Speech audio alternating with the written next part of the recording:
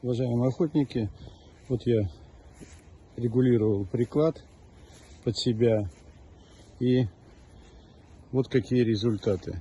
Вот результаты, которые регулировку достигли тем прикладом, который сделал Юлиан Иванов, компания Якут Снайпер. Стрелял на расстоянии 35 метров, сужение было у меня 1,25. Почему? Потому что буду стрелять на гусях, на дальние выстрелы. И получилось, вот посмотрите, какая особь. Два было выстрела, 235 мишеней, дробин, извиняюсь, попали в мишени. Вот такая вот особь очень хорошая, плотная. И потом стрелял из береты 224. Ну, почти одинаковая. Ну, центр хорошо, все сектора.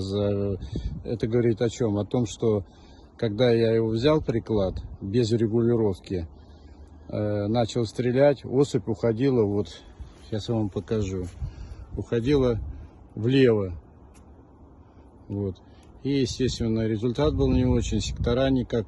Когда отрегулировал приклад под себя, и тыльник немножко подрегулировал, чтобы чуть-чуть вверх увести особь. И вот получилась вот такая вот картина. Вот я подальше покажу вам.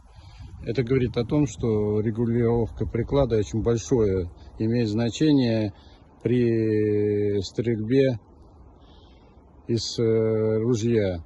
То есть приклад лежит хорошо, все как бы планочка у меня открытая, значит, и с учетом регулировки получили очень хорошие результаты. Ну вот так я хотел вам рассказать о своем прикладе, который мне изготовила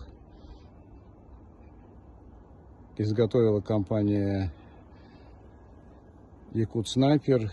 Спасибо большое еще раз за приклад, за то, что я поэкспериментировал, добился результата, и желаю, чтобы охотники, посмотрев это видео, сами принимали решение, как правильно подходить к стоковому прикладу. Стоковый приклад у меня стрелял влево, и я не мог добиться результата, чтобы у меня было 60 на 40 или 70 на 30 по высоте.